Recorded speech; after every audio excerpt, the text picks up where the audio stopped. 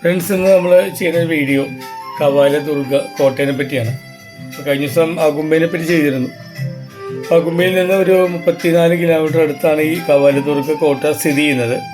ഇത് ശരിക്കും ഷിമോഗ ജില്ലയിൽ തീർത്ഥഹള്ളി താലൂക്കിൽ അവിടെ നിന്ന് 18 കിലോമീറ്റർ മാറിയാണ് ഈ കവാല ദുർഗ കോട്ട സ്ഥിതി ചെയ്യുന്നത്. ഇതിന് മറ്റൊരു പേര് എന്ന് വെച്ച് കഴിഞ്ഞാൽ, ഇവിടെ കൂടുതൽ ആൾക്കാർ അറിയപ്പെടുന്നത്, പരിസരവാസികൾ പറയുന്നത് റാണി ചെന്നമ്മ ഫോർട്ട് എന്നാണ്. കാരണം 1677 റാണി ചെന്നമ്മ ഇവിടെ വന്ന് ഒളിച്ച് താമസിച്ചിട്ടുണ്ട്.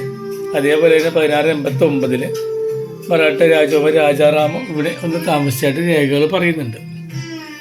ഏതായാലും ഈ കോട്ടയുടെ ഒരു പ്രത്യേകത എന്ന് വെച്ച് കഴിഞ്ഞാൽ, ഇത് 9ാം നൂറ്റാണ്ടിലാണ് ഈ കോട്ട ആദ്യമായിട്ട് പണിയുന്നത്. ഇത് ചോള രാജാക്കന്മാർ ഈ മലയിൽ ഈ കോട്ട പണിതാലുണ്ടാവുന്ന അതിൻ്റെ ഇമ്പോർട്ടൻസ് മനസ്സിലാക്കിയിട്ടാണ് അവരിത് പണിയുന്നത്. അതിനുശേഷം 14ാം നൂറ്റാണ്ടിൽ ഇതിനെ ചെലുവരംഗപ്പ എന്ന് പറയുന്ന കേലാടി രാജാവാണ് ഇതിനെ ശക്തിപ്പെടുത്തി കുറച്ചുകൂടി ഇത് ഉയരങ്ങളിലോട്ട് പണിതത്. അദ്ദേഹത്തിൻ്റെ പേര് ഭുവനഗിരി എന്ന് ആക്കുകയും ചെയ്തു. പിന്നെ വളരെ നന്നായിട്ട് വലുതാക്കിയത് 16ാം നൂറ്റാണ്ടിൽ വെങ്കട്ടപ്പ നായിക്കാണ് ഇത് വലുതാക്കി വീണ്ടും കുറേ ബിൽഡിങ്സിലൂടെ ആഡ് ചെയ്തത്.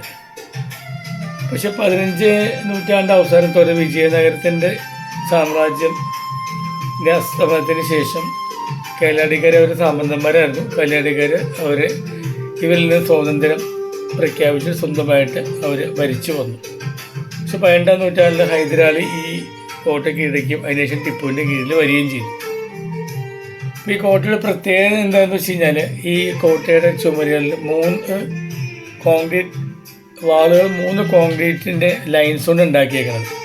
അതേപോലെ ഗാർഡ് റൂമുണ്ട്, ഗേറ്റ് വേ ഉണ്ട്. പിന്നെ ഇതിനകത്തൊരു അമ്പലം ഉണ്ടായിരുന്നു. ഇതിനെ ശിക്കേശ്വര ടെമ്പിൾ എന്നും പറയും, ശ്രീകണ്ഠേശ്വര ടെമ്പിൾ എന്നും പറയും. ഈ അമ്പലത്തിന് ഒരു ഗർഭഗൃഹം ഉണ്ടായിരുന്നു, എൻട്രൻസിൽ ഒരു പോർച്ച് ഉണ്ടായിരുന്നു, അതിന് നൃത്തങ്ങൾ നടന്ന മണ്ഡപങ്ങളുണ്ടായിരുന്നു. പിന്നെ അതുപോലെ ഈ കോട്ടയിൽ തന്നെ രാജാക്കന്മാർക്കുള്ള, അതിപ്പോഴും നമുക്ക് കാണാം, അവരുടെ നീരാട്ട് ഉപയോഗിച്ചിരുന്ന കുറേ പാത്രങ്ങൾ, കുറേ കല്ലുകൊണ്ടുണ്ടാക്കിയ കുറേ വെള്ളം സ്റ്റോർ ചെയ്യാവുന്ന സാധനങ്ങളൊക്കെ ഇപ്പോഴും അവിടെ കിടപ്പുണ്ട്. പിന്നെ ഇവിടെ ഒരു പ്രത്യേകത എന്ന് വെച്ച് കഴിഞ്ഞാൽ, കോട്ടയിൽ നമുക്ക് താഴെ പാർക്കിംഗ് ഉണ്ട്, ചെറിയൊരു ടിക്കറ്റ് മാത്രമേ ഉള്ളൂ. അടിയിൽ കടയുണ്ട്, പറ്റാവുന്ന ലൈറ്റ് ഫുഡും വെള്ളവും നമ്മൾ ഇവിടുന്ന് വാങ്ങിക്കൊണ്ട് പോവുക. കാരണം മുകളിൽ ചെന്നാൽ നമുക്കൊന്നും കിട്ടുകയില്ല. അപ്പോൾ ഇത് ശരിക്കും പറഞ്ഞാൽ വെസ്റ്റേൺ ഗട്ട്സിലുള്ളതുകൊണ്ട് വൈകുന്നേരങ്ങളിൽ ഇവിടെ ട്രക്കേഴ്സിൻ്റെ നല്ല സീസണിൽ ഡിസംബർ തൊട്ട് ഏപ്രിൽ വരെ നല്ല തിരക്കായിരിക്കും. പിന്നെ മഞ്ഞ് വീഴുന്ന സമയത്താണെങ്കിലും ഫോട്ടോഗ്രാഫി അന്വേഷിച്ച് വരുന്ന ഒരുപാട് ആൾക്കാരുണ്ട് ഇവിടെ. അപ്പോൾ ഇത് സർക്കാരിൻ്റെ ഒരു അവലംബം കാരണമാണ് ഇങ്ങനെ നശിച്ചു പോയേക്കണം. കൂടാണ്ട് നേരത്തെ പറഞ്ഞുകൊണ്ട് തന്നെ നിധി തേടി വരുന്ന ആൾക്കാരുടെ ശ്രദ്ധയില്ലാത്തുള്ള കുഴിക്കലും ഇതിനെ ഇന്നത്തെ നിലയിൽ എത്തിച്ചിട്ടുണ്ട്.